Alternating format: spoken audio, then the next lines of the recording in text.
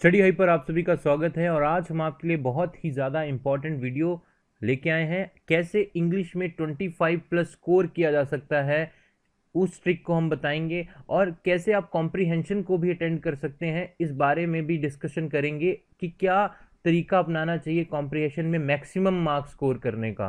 तो इस वीडियो को आप पूरा देखिएगा कि कैसे आप इंग्लिश में 25 प्लस स्कोर कर सकते हैं और कॉम्प्रीहेंशन को कैसे अटेम्प्ट करना है, चाहे वो कोई भी बैंकिंग का एग्जाम हो, चाहे वो आईबीपीएस का एग्जाम हो, चाहे आरआरबी का हो रहा हो, एसबीआई का हो रहा हो, चाहे कोई भी बैंकिंग एग्जाम हो, तो आपको कैसे अटेम्प्ट करना है कॉम्प्रीहेंशन। इस वीडियो में हम आपको पूरा बताएंगे कैसे आप मैक्सिमम मार्क्स ले सकते हैं कॉम्प्रीहेंशन में और 25 प्लस कैसे आसानी से स्कोर कर सकते हैं। तो इस वीडियो में हम आपको उसके बारे में पूरा बताएंगे। तो वीडियो को शुरू से लेकर एंड तक देखिएगा, तभी आपको इस वीडियो का फायदा होगा। और आने वाले एग्जाम जो हैं, चाहे वो आईबीपीएस का है, उसके बाद काफ़ी बैंकिंग के एग्जाम्स हैं और एसबीआई भी अब दोबारा वैकेंसी जब निकालेगा, तो कैसे आप आसानी से 25 प्लस स्कोर कर सकते हैं इंग्लिश में, तो इस चीज़ को सीखिएगा। ठीक है, कैसे कर सकते हैं। ठीक है, तो चलिए शुरुआत करते हैं इस वीडियो की। शुरुआत करने से पहले जिन लोगों ने हमारा चैनल अभी तक सब्सक्राइब नहीं किया है, वो अपने मोबाइल में यहाँ पर जाकर चैनल को सब्सक्राइब करें और बेल आइकन पर प्रेस जरूर करें, तभी उन्हें हमारी हर वीडियो टाइम पर मिलेगी। ठीक है, तो चलिए शुरुआत करते हैं। सबसे पहली बात जो मैं आपको कुछ बात करना चाहूँगा, जहाँ पे आप रीडिंग कॉम्प्रिहेंशन देख रहे होंगे, लेकिन इससे पहले मैं एक बात ज़रूर डिस्कस करूँ। देखिए, इंग्लिश में स्कोर कैसे किया जाता है, कैसे इंग्लिश आपको बना सकती है, आपको बिगाड़ सकती है। क्योंकि देखिए, रीजनिंग और मैथ मैक्सिमम बच्चों का अच्छा ही होता है। जो फ़र्क डालती है एवरेज स्टूडेंट की, वो है जो एवरेज स्टूडेंट रहता है वो कहाँ रहता है, वो इंग्लिश में रहता है। क्यों रहता है? क्योंकि इंग्लिश में उसे कॉम्प्रीहेंशन फेस करना पड़ता है और वो भी काफ़ी लेंथी कॉम्प्रीहेंशन होता है। ठीक है, दूसरी चीज़ क्या होती है, उसकी ग्रामर पोर्शन ठीक नहीं है, इसकी वजह से उसे सेंटेंस एरर में प्रॉब्लम आती है। ठीक है, और जो आखिरी चीज़ जो पूछा है कभी कभार, वो आजकल जो उसने ट्रेंड चेंज कर लिया है बैंकिंग के पेपर में। ठीक है, तो सीधा 10 नंबर का वो कॉम्प्रीहेंशन पूछता है, 10 नंबर के वो एरर पूछता है और 10 नंबर का वो क्लोज टेस्ट पूछता है, जो प्रेजेंटली चल रहा है। ठीक है, आगे वो कर सकता है कि 10 का कॉम्प्रीहेंशन ही रहे, शायद 5 नंबर का वो रीअरेंजमेंट पूछे। ठीक है, सेंटेंस को 5 नंबर का सेंटेंस एरर रहे और ये आपका 5 नंबर का क्लोज टेस्ट। ठीक है, वो और 5 नंबर के आइटम फ्रेसेस से भी पूछ सकता है। तो ठीक है, उसका जैसा मन होगा पेपर वैसा सेट हो सकता है। लेकिन जो अभी प्रेजेंट ट्रेंड चल रहा है, वो है 10 मार्क्स का कॉम्प्रीहेंशन पूछा जाता है, 10 मार्क्स का सेंटेंस एरर पूछा जाता है और 10 मार्क्स का क्लोज टेस्ट पूछा जाता है। तो देखिए, पहली बात आपको समझना क्या ज़रूरी है इंग्लिश में, कि आपको एक चीज़ पे ध्यान रखना होगा। सबसे पहली चीज़ क्या ध्यान रखना होगा, देखिए, वो भी एक पर्सन है जिसने भी पेपर सेट किया है, उसको भी बाउंडेशंस हैं, उसकी भी लिमिटेशन है, वो कहाँ से पूछेगा। ठीक है, कुछ भी है वो उसे कहीं ना कहीं से तो उठाकर वो पूछेगा। ठीक है, चाहे वो किसी बुक से हो, चाहे वो किसी न्यूज़पेपर से हो।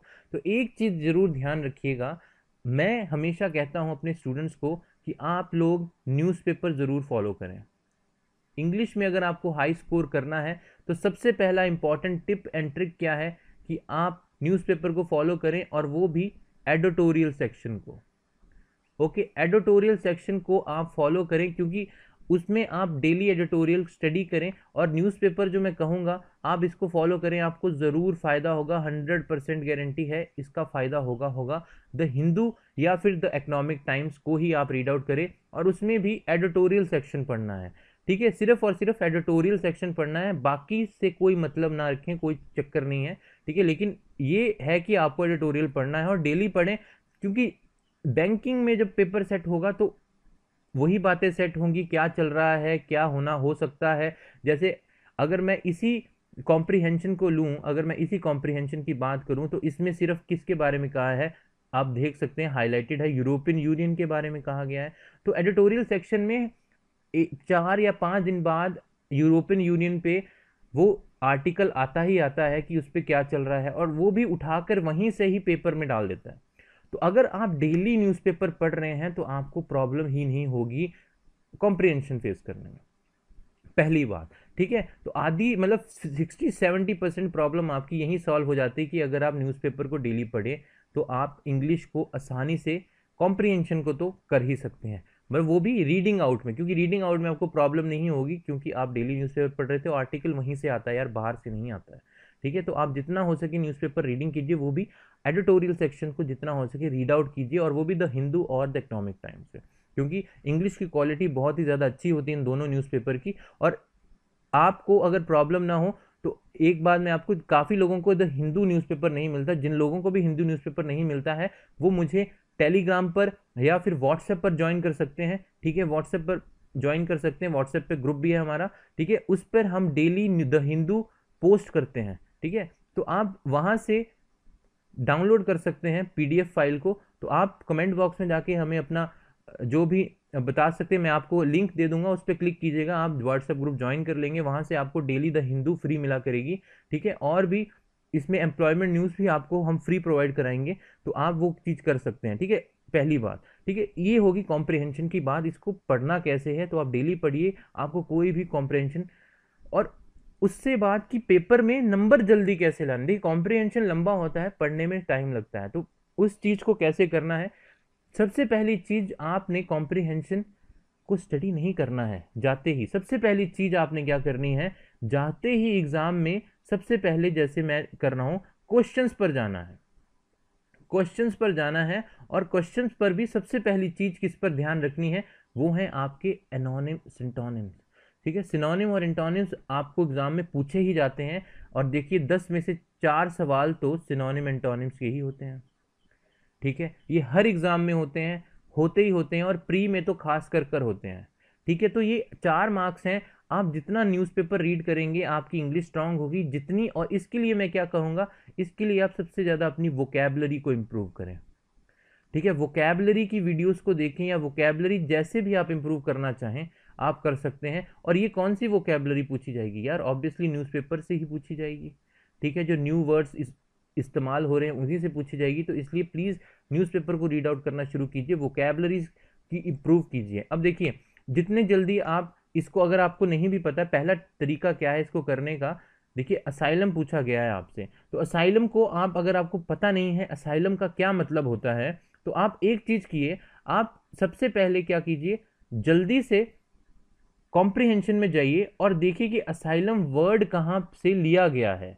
ओके, तो आप देख सकते हैं असाइलम वर्ड जो सेंटेंस में उसे उसने बोल्ड लेटर में हाईलाइट किया होता है, यहां पर उन्होंने बोल्ड लेटर में हाईलाइट नहीं किया, लेकिन फिर भी मैं आपके लिए इसको ढूंढ देता हूं। देखिए यहां पर असाइलम कहा गया है, तो देखिए इसके पीछे से सेंटेंस को रीड आउट करिए पूरा, और आगे का थोड़ा हिस्सा फुल स्टॉप तक रीड आउट कीजिएगा, तो आपको असाइलम का 60% आइडिया हो जाएगा कि क्या है। जैसे कि मैं करूं, years of sustain migration of to European Union countries generally and Germany was practically Germany particularly has given the impression that the right to political asylum granted in Germany was practically a right to illegal immigration।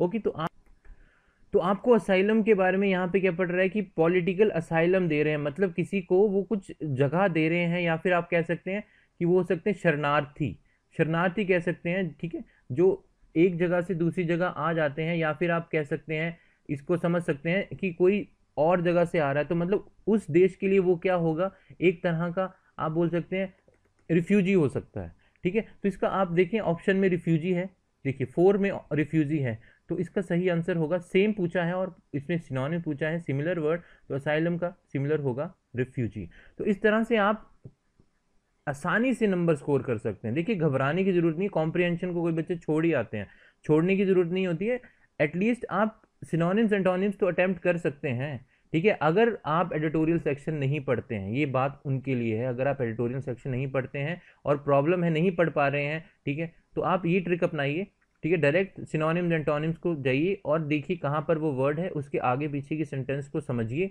और उससे attempt करने की कोशिश कीजिए। आपका 99.9% एकदम answer सही होगा, ये मेरी गारंटी है, कोई गलती नहीं होगी। और अगर आप एडिटोरियल पढ़ रहे हैं, जो मैंने आपको कहा है, ठीक है, यही एक बहुत ही बेहतरीन तरीका है करने का कॉम्प्रिहेंशन को, पहले से ही तैयारी कर लीजिए, पेपर में सिमिलर ही आएगा, उससे बाहर नहीं आएगा, ठीक है। अब जैसे अगला देख सकते हैं आप, इसमें आपको क्या दिया है, अगला है आपका कंपाउंडेड। तो कंपाउंडेड का मतलब क्या होता है, अगर आप कॉम्प्रिहेंशन में जाके ढूंढें, ठीक है, तो भी, और वैसे भी अगर आपकी वोकैबलरी अच्छी है तो आप इसे डायरेक्टली भी कर सकते हैं। जैसे अभी असाइलम, जैसे आप एडिटोरियल सेक्शन अगर पढ़ रहे हैं बाई चांस, तो आपको पता होगी वहाँ पे जो स्थिति है रिफ्यूजीज के आने की वजह से यूरोप में काफ़ी ज़्यादा खराब हो गई है, तो कंपाउंडेड का डायरेक्ट मतलब आप समझ सकते हैं कि वर्स होगी, है बहुत ही ज़्यादा खराब होगी, तो डायरेक्ट हो सकता है थर्ड ऑप्शन वर्सेंट। तो इसे देखिए, अगर आप जितना ज़्यादा एडिटोरियल सेक्शन पे काम करेंगे उतना ही आपकी इंग्लिश इंप्रूव होगी।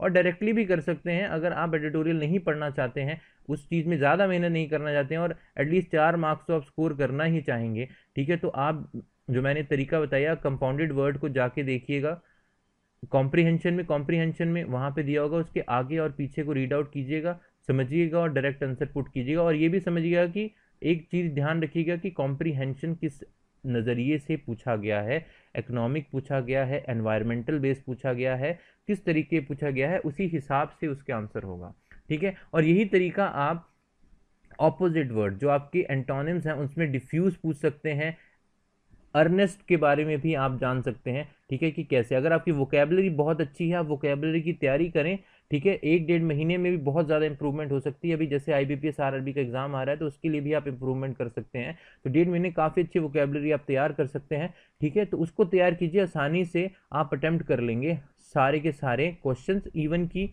जो क्वेश्चन पूछे गए हैं वो भी अटैम्प्ट आप आसानी से कर सकते हैं। तो यहाँ पर आप देखिए, मैंने क्यों कहा कॉम्प्रीहेंशन के नज़रिए पे, क्योंकि यहाँ पे रिफ्यूजी बेस है, तो यूरोपियन यूनियन की बात हो रही है, तो डिफ्यूज का मतलब क्या हो सकता है, मतलब किसी चीज़ को कम करना होगा यहाँ पर डिफ्यूज का मतलब, और इसका उल्टा क्या होगा, वो होगा बूस्ट करना, ठीक है। और दूसरी बात, अर्नेस्ट का मतलब यहाँ पर होगा कि थोड़ी तेजी से काम करना, और इसका उल्टा होगा स्लगिश। ओके, तो इस तरह से आप समझ सकते हैं जो मैंने चीज़ें आपको बताई, नज़रिया समझिएगा कि किस नज़रिए में कॉम्प्रिहेंशन को पूछा गया है, तो आप डायरेक्टली भी 4 नंबर गिन सकते हैं। ये तो बात होगी जो लोग एडिटोरियल नहीं पढ़ना चाहते हैं न्यूज़पेपर से, ठीक है, ज़्यादा मेहनत नहीं करना चाहते हैं, लेकिन अगर आप सच में सीरियस हैं, करना चाहते हैं, तो एक और बात जो मैं बताना चाहूँगा वो है कि आपने बाकी क्वेश्चन जो हैं उन्हें कैसे अटैम्प्ट करना है। देखिए, सबसे पहले कॉम्प्रिहेंशन पे ना जाइए, सबसे पहले आप सवालों को रीड आउट कीजिए, ठीक है, उसमें आप देखिए कि सवाल क्या पूछा गया। जैसे यहाँ पर पूछा गया, why are the majority of illegal migrants termed as economic migrants, ठीक है, तो इसमें आपसे सवाल पूछा जा रहा है कि क्यों है जो मेजोरिटी ऑफ इलीगल माइग्रेंट उन्हें कहा जा रहा है इकोनॉमिक माइग्रेंट्स। और ये आपको इतना आइडिया हो जाएगा सवाल पढ़कर, ऑब्वियसली इसको पढ़ के ये हो रहा है कि कुछ इमिग्रेंट माइग्रेंट्स की बात हो रही है जो एक जगह से दूसरी जगह जा रहे हैं, और उन्हें इकोनॉमिक माइग्रेंट क्यों कहा जा रहा है, ठीक है, पहली चीज। दूसरी चीज, आप दूसरा क्वेश्चन पढ़ें, what has prompted the European Union to make drastic changes in the system of granting political asylum. तो मतलब क्या इस सवाल में पूछ रहा है, क्या प्रॉम्प्टेड यूरोपियन यूनियन को चेंजेस करने पड़े हैं ग्रांट करने में पॉलिटिकल असाइलम को। तो आपको थोड़ा थोड़ा आइडिया हो जाएगा कि इस आपके कॉम्प्रिहेंशन में कुछ असाइलम रिलेटेड बात है, और यूरोपियन यूनियन ने क्या उसमें चेंजेस कर रहा है, बदलाव कर रहा है अपनी पॉलिसीज़ में, जो रिफ्यूजीज उसकी कंट्रीज में आ रहे हैं, ठीक है। उसी तरह सवाल पूछा जाएगा, ठीक है, उसी तरह what does money laundering imply, यहाँ पर मनी लॉन्ड्रिंग का क्या चक्कर है, या कैसे कैसे वो सारी चीज़ें एक दूसरे पे मतलब कैसे चल रही हैं एक दूसरे के साथ साथ, ठीक है, तो मतलब इसी पे आपको एक आउटलाइन तैयार हो जाती है कि हमारा कॉम्प्रिहेंशन इसी बेस पे होगा, ठीक है। तो आप उस पर फट से जाकर आप एक बार कॉम्प्रिहेंशन को रीड आउट कीजिए, और रीड भी कैसे करना है, ये नहीं है कि आप आराम से रीड करें, थोड़ा फास्ट रीड कीजिएगा, ठीक है। और अगर आप एडिटोरियल पढ़ते हैं तो मैं कहूँगा आप विद इन 1.5 मिनट में पूरा का पूरा कॉम्प्रिहेंशन पढ़ के आप समझ जाएंगे कि यार ये वो वाला कॉम्प्रिहेंशन है जो न्यूज़पेपर में आ ही रहा था काफ़ी दिनों से, ठीक है। तो आप आराम से, आपकी तैयारी पहले से ही होगी न्यूज़पेपर पढ़ पढ़ के, तो आप इसको आसानी से अटैम्प्ट कर जाएंगे सारे सवालों को, ठीक है। तो इस तरह से आप आसानी से 10 नंबर तो स्कोर कर ही सकते हैं, ठीक है, कोई प्रॉब्लम नहीं होगी, ठीक है। थोड़ा सा एफर्ट लगाने की ज़रूरत है, और ये सबसे बेस्ट तरीका है। इससे अगर आपको कोई बोले कि इसके अलावा कोई शॉर्ट ट्रिक है या कुछ और कुछ नहीं, आपको ये तो करना ही पड़ेगा, ठीक है, इतना तो आपको करना पड़ेगा अगर आप बैंकिंग की जॉब चाहते हैं, ठीक है। बात आती है अगले 20 नंबर की। देखिए, उसके बाद है आपका सेंटेंस एरर, ठीक है, सेंटेंस एरर। अब सेंटेंस एरर में आप एक चीज़ का ध्यान रखिए, आप सबसे ज़रूरी चीज़ जो आप गलती करते हैं वो है आपकी समझने की चीज़। देखिए, वो एरर तो कोई ना कोई सेंटेंस में होता ही है, ठीक है, एरर तो होगा ही होगा, कभी कभार नहीं भी होता है, इसलिए अपना ग्रामर को इम्प्रूव कीजिए। और ग्रामर से भी पहले एक चीज़, वोकेबलरी को ज़रूर इम्प्रूव कीजिए, क्योंकि अगर आपको मतलब पता होगा शब्दों का तभी तो आप अटेम्प्ट कर पाएंगे कहाँ पे क्या गलती हो रही है, और अपनी ग्रामर को उसके बाद इम्प्रूव कीजिएगा, और फिर सेंटेंस एरर को कीजिएगा, तो ज़रूर मैं कहूँगा आपको फ़ायदा होगा। इस चीज़ में ज़रूर ध्यान दीजिए। सेंटेंस एरर को आप तभी क्रैक कर सकते हैं जब आपकी वोकेबलरी और ग्रामर अच्छी है, ठीक है। और हम वीडियोस ला रहे हैं सेंटेंस एरर पे, तो उन्हें ज़रूर देखिएगा, आपको बहुत ज़्यादा फ़ायदा होगा आने वाले एग्जाम्स के लिए। और तीसरी चीज़ बचती है क्लोज टेस्ट। देखिए क्लोज टेस्ट भी सिमिलर कॉम्प्रीहेंशन की तरह न्यूज़पेपर कटिंग से ही, जो एडिटोरियल सेक्शन होता है वहीं से ही उठाकर डाला जाता है और कहीं से नहीं डाला जाता है, ठीक है। इस चीज़ को ध्यान रखिए, तो न्यूज़पेपर रीड आउट कीजिए।